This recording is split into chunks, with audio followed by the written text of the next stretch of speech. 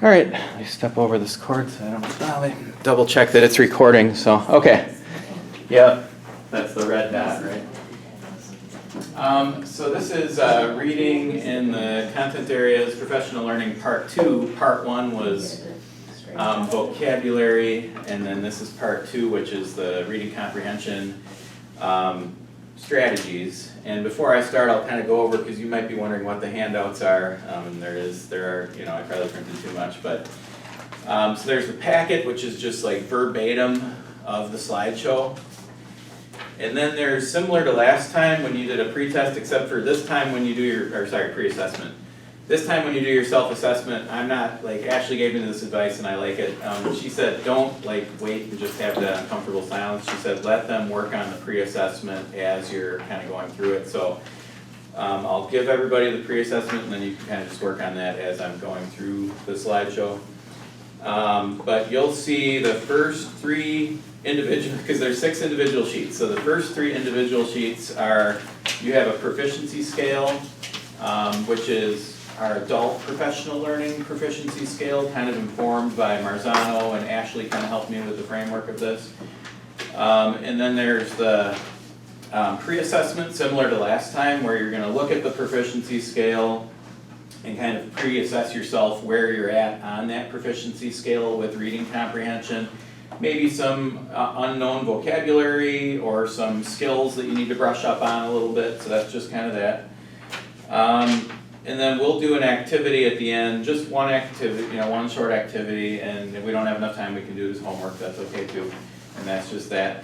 And then Ashley shared, because when I originally sent the draft of this PL to Ashley, it was like, I really wanted to use real world BLA samples in this, and I used all English, and she said, Dan, didn't you know this is reading comprehension in the content areas? So she created this handout, she's correct, so she created this handout where if you need specific strategies for your content area, there's specific strategies for science, social studies, technology. I wasn't going to go through those. All the strategies I'm going to be showing today are just universal strategies that can be used across content areas. However, for the specific ones to your content area, please definitely reference these from Ashley, because these are huge, and this is obviously something you can take with you as well as the handouts.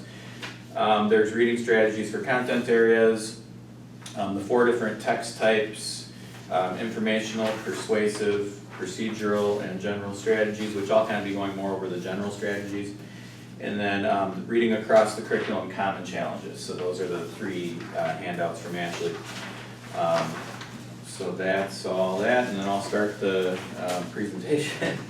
Okay, so the learning objective, as you can see, that's in front of you, and let me slow down a little bit here too, because these are Danielson components that are, I'm aligning these learning objectives with Danielson's, so you can use these for your EEP. And I know Chris yesterday expressed to me that the last PL, which it was a different Danielson component, but he's actually going to use that for his EEP and reference, the slides, and then how is he applying those strategies, those vocabulary strategies in his classroom. That's going to be his whole EEP. So if somebody would like to make an EEP, if you haven't written yours yet and you want to make it around comprehension strategies, I mean, you could, the components right in here, and then you'd be basically providing evidence of how you apply that in your classroom. For your PPG, you could use these PLs as part of your PPG, because that's professional learning. So I've had this up long enough, I don't think I need to read it verbatim, but today we're going to be going over kind of designing coherent instruction, mainly in terms of strategies. So I think that would be under instructional materials and resources that would fall under there, as far as the reading comprehension strategies. And then developing these proficiency scales using the Marzano model. Of course, we always start kind of with the 2.0, where that content is. And the specific, I don't know why I put for example in there, because it's actually, this is the vocabulary we're going to be covering. So modeling, inferring, summarizing, synthesizing, and monitoring. And those are those reading comprehension universal strategies across all content areas that I'll be going over today. So it shouldn't say in that 2.0 where it says, for example, e.g., that those are just the 5 words. And then the skills, the processes, those directly align with those strategies, which in turn directly align with the objective, which are we'll be going over modeling think-alouds, understanding and communicating implied messages, constructing a general over-understanding of the text, that's the summaries, synthesis, taking evidence from multiple sources to strengthen a claim, that's your synthesis, and then realizing when comprehension has been compromised and knowing when rereading and close, so that's the monitoring. Sometimes we'll shoot through something, or have you ever read something and then you're like, what did I just read? So that's the monitoring part, that's the last one. All right, and then you all have the pre-assessment, you can work on that either now or whenever. So strategies, so now we're getting into kind of the body of the presentation here. So, and then this is where I'm also going to show some student examples, and this is the first of the 5 strategies. Modeling and think-alouds. So we've all done this. We may have been intentional about it. We may have been unintentional about it. My purpose here is to help you all become intentional about these strategies. I sure know that until I put together this slideshow and really did a deep dive into all this, that I was definitely unintentional on a lot of these. So we want to be intentional. And this is directly from the book, Reading Comprehension by Fisher and Frey, which they have a whole series in Corwin Press. Teacher modeling uses a think-aloud process. Teacher modeling using a think-aloud process is an effective instructional approach for developing student skills. Teachers verbalize their expert thinking such that students can imitate similar cognitive and metacognitive actions. So kind of talking through your thinking process, thinking aloud as you're figuring things out. For example, a teacher might say, I noticed that I'm not really understanding this paragraph. I think I'll go back and reread it because maybe I lost focus or I wasn't paying attention. So even having that self-awareness of, I just shot through this and I didn't get it, I didn't get anything. Model this because the students need to observe, and as they attempt to kind of replicate your strategies, it's important for them to observe your strategies. Modeling of student reading strategies should be done with similarly complex text, but not the same text as the student, although I will say, and that was a suggestion from Fisher and Frey too, but I kind of paraphrased it, but sometimes it can be the same text. Like, I don't think it always has to be a different text. So then I think I have a couple examples of this, and Chris gave me permission to use this. And I want to say this too, as I was choosing these examples, I'm always looking for exemplars, and I'm also glad Ashley kind of stopped me with that too, because I'm kind of going to be showing, is this showing? Yeah.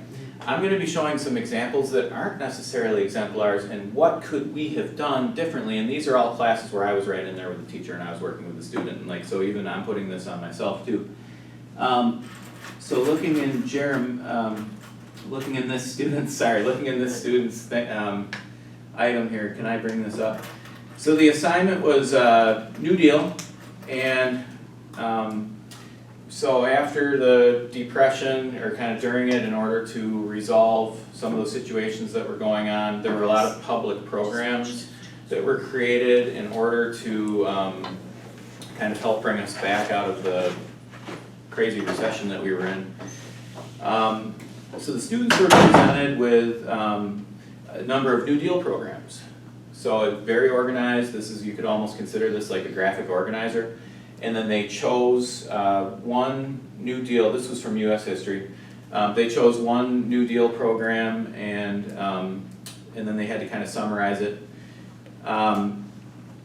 So this is where the student selected just one, so kind of using that graphic organizer, really breaking it down, kind of that organization piece, and the student chose the Tennessee Valley Authority. I'll be getting into the think aloud in a little bit. I know that's the strategy I'm on and I haven't said it yet, but again, you know, content. We talked about that level 2.0 of the Marzano, really front-loading that vocabulary. So understand it. So, and giving them multiple opportunities to transfer that into long-term memory. So Chris had them, you know, work with that vocabulary in multiple ways to transfer it kind of from their, you know, to the long-term memory. So looking at the logo, doing kind of, now I know, you know, some of these aren't the right ones, so that's something that, you know, we could have given him more feedback on. I think this was a summative, so we couldn't really, but, and then the purpose, they broke it down. So this shows evidence of like reading comprehension, right? Like really looking into the textbook under, the student was able to isolate and identify one program within the New Deal, which was the Tennessee Valley Authority, where they did hydroelectric dams and things like that. So, okay, he's breaking it down into the different components of that. 3 accomplishments, fine. And I think this was the part, oh wait, is this the think aloud part? No, that's not the think aloud part. I have a connection, I have like a great idea here, I just have to find it. Okay, here it is. So, is your selected New Deal program still in existence today? He said no, it actually is. That's something we could go back. But the part that I wanted to focus on was, he said I would not continue the program because it seems like the Tennessee Valley River was bad for some and he means the Tennessee Valley River Authority, was bad for some communities around the area. This is where I would have done a think aloud. And like with the strategy and going back and revising and like not like talking about being, I mean I didn't even know about these strategies until then, but so looking at that think aloud, here's the, let me find the Tennessee Valley River real quick. I'm trying to give us an example of what a think aloud would be. Where, oh here, okay, where it says, let me zoom in. So here's an example of what a think aloud could be. Some critics charged that funds for the Tennessee Valley Authority should be used to support programs nationwide. So this was federal funding that was just around, you know, the Tennessee area, and so there's an argument that maybe that federal funding could have been for hydroelectric dams all over the United States to support other regions too. So that was somewhere where I could have went in with the student and said, okay, this is okay that you said this, let me bring this up here, but can you use some evidence, additional evidence to support that claim? So that would be like a think aloud, where you're working through that paragraph with them. Thank you for letting me use that, Chris, I appreciate that. And then next one is inferring, so that was strategy number 1. Strategy number 2 for reading comprehension, inferring implied messages. Okay, so kind of reading between the lines.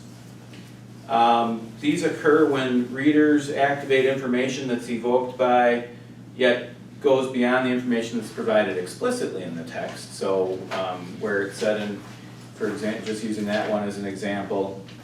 And then students should practice making inferences both in literary and informational. So not just having them do it with nonfiction, but also doing it with fiction. Graphic novels are great, and that was one suggestion that was made by Fisher and Frey, using graphic novels to practice inferring, where the visual information allows them to make inferences about maybe, you know, predicting and things like that. So I have a couple examples of those. If I can get to it. Here's a new one out, global, and this is just the cover. Like you don't even have to go into the, you know, you could go into different parts of the graphic novel, but even just having them look at the cover and then predicting, you know, what's this all about based on, you know, what the character is saying, maybe a caption, maybe just the picture and the title. What can you infer that this story is about to get our kids to build some of their skills in inferring? Here's illegal. This is about immigrants from Ghana to the UK because the poverty, famine is just so bad right now. And so and this is actually currently going on where they're going to the UK, and of course there's different opinions on it. There's the conservatives in the UK that are saying stop the boats, and then there's the Labour Party saying no, we need to, we have the resources to help people, we should help people. So you can talk with students about the the pros and cons of all that. And then inferences, like if you were to just show this one page before even reading the story, with the students, and then what can you infer is going to happen next, or which part of the story do you think this is, or what is this story even about? And just here's maybe, a child, every day I watch the sea. We don't know, without reading it, we don't know where that is, we don't know who he is, but what could they infer maybe about it? So inferences with graphic novels I think is awesome, and I know Ashley uses a lot of those down in the library, and those are available in the library. We have, Ms. Douglas has made readily available multiple topics, fiction and nonfiction. There's even like some historical nonfiction, graphic novels. I think it would be a great thing to integrate, not only for inferring, but just comprehension overall. The third one I have, summarizing, how do I get in here? Summarizing, okay, presenting substance or general ideas in brief form, creating a concise, condensed account of the original, covering the main points. We all know what summarizing is, but are we intentionally teaching it? Again, I know I'm always learning. I'm always, yeah. So, and then I have an example of this. Ms. Scoville will remember this one. So this is from, and talking about reading in the content areas, I'm choosing stuff that's not just English class, so. But this is an example of like the summarizing, where we could have gone in and maybe improved our formative feedback, with the students, and using that. But I think, again, this was a summative, so I think that, that would be before that, but, and I blocked out the student's name. So this was, the assignment of this was analyzing competitors before you go in and create your own product. And that was in the marketing class. And Ms. Scoville. Let me get back into it, because now I lost. That's what we do in marketing. Oh, it must have been intro business, you're right. Yeah, it must have been Scoville's intro, yeah. So speaking of kind of comprehension and summarizing, part of that was, let me go back to this. No, it wasn't details that are repeated. Oh, it's headings and subheadings. That's the one I wanted to focus on with this one, headings and subheadings. All right, so we have this student that did analyze, they were going to create their own energy product, and then they wanted to analyze the competition, which is Gatorade, perfect kind of real world assignment. And they've got, so subheadings and headings, so that's part of, that's one component of the reading comprehension, and kind of getting evidence of, their understanding of the content through summarizing. So the student has some headings in here, and then kind of lists items that are related to these headings. Weaknesses of the Gatorade Energy Chews that they could perhaps, when they make their competing product, overcome some of those weaknesses to have a more competitive product. Unique characteristics of the Gatorade Energy Chews. What are they made of? And then the student kind of listed the ingredients. Fun characteristics. And this is where, if we all wish we could go back in time, right? If I could go back in time and I had a time machine, just like I said when I was working with that kid in Chris's class, and now when I was working with this kid in Tracy's class, I probably would have had the kid further break this down into maybe like history, because they've got some historical items in here with the years, and then maybe just do a characteristics, and just have, or even take a couple of the characteristics out of here and add them to, maybe the unique. So are we intentionally, helping the students kind of summarize and then giving them those skills to independently summarize? That's the one that I wanted to go in for that one. So thank you, Tracy, for letting me use that. And then synthesizing, let's see, how much time do I have here? All right, synthesizing. So this is where you're taking multiple, well, no, I jumped right to the writing. So in reading, you're taking your background knowledge and newly learned ideas, connections, inferences, and summaries. Looking for similarities and differences between sources, right? Because with synthesizing, we're talking about multiple sources. So as we're reading, if we're researching something, do we want to just read one article and get that person's opinion or those facts, or do we want to strengthen our understanding by reading from multiple sources? So that's kind of the synthesizing item. And then I did have an example, a real world example of that. And I have no idea what course this is from. I wanted to say environmental science, but I think it might be, was it earth science? Physical world. Oh, physical world, okay. So again, I blanked out the student's name. This was one that I worked on with the student. This is an example of synthesis, but then like I said, I didn't go find exemplars. I wanted to find something maybe, where could I go back, where could we go back and kind of use that comprehension strategy to improve and do some reteaching and things with the student. So this student covered Canyonlands for her national parks slideshow. Did a little bit of facts on the geology, how it was formed, how the Canyonlands was formed. And that's a big part of the Canyonlands, so there are a few slides on that. Information, visitor information, so kind of the more economical, because when we're talking about synthesis, we want them to look at something from more than one, look at a topic and then what are the subtopics within that. Visitor information, more of the economical. Habitat, okay, so what's the geological, what's the environmental, and what's the economical, and what are the economical characteristics of Canyonlands? That allows the student to kind of practice reading for synthesis to get those three different types of articles so that they can have more than one resource within their reference list. History, okay, that's also another component of Canyonlands, so they covered that. So they just think of how many different sources they have to synthesize for this as they're reading.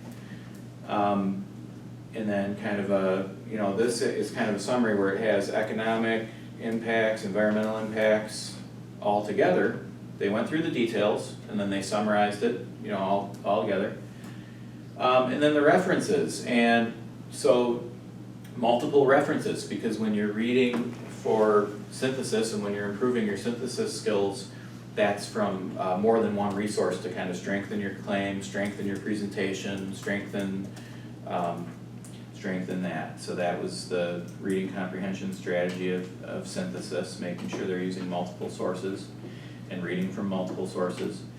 Monitoring, okay, this is the last one of the 5 strategies. And this is something that Chris and I haven't even done yet, but I discussed it with him. Well, he's done monitoring in there, but I discussed an idea for like a new assignment where we could use some monitoring. So what is monitoring? Well, and then down here I wrote self-monitoring because I wish that Fisher and Frey called it self-monitoring, but they call it monitoring. But it really is self-monitoring because it's, as you are reading, and this is where that kind of annotation comes in, unknown vocabulary, unknown information, things that don't make sense, vague sentences, unclear, relationships, conflicting relationships.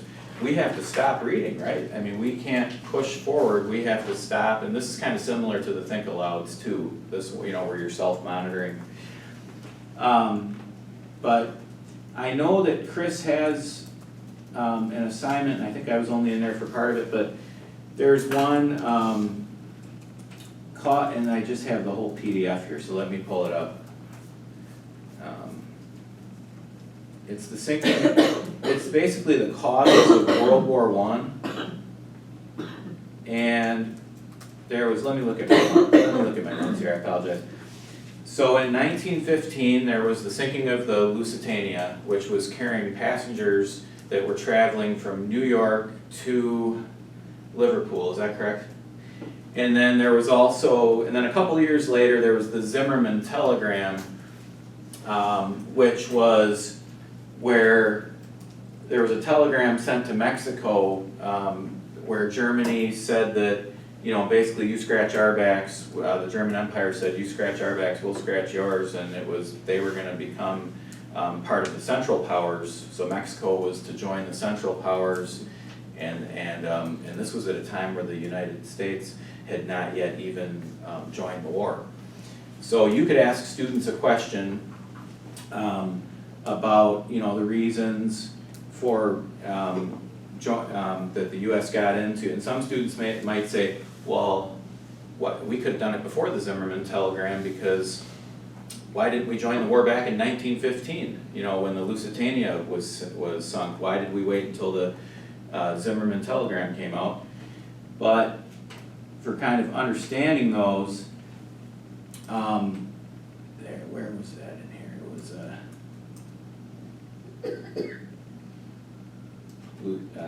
I apologize, Lusitania. I'll find it.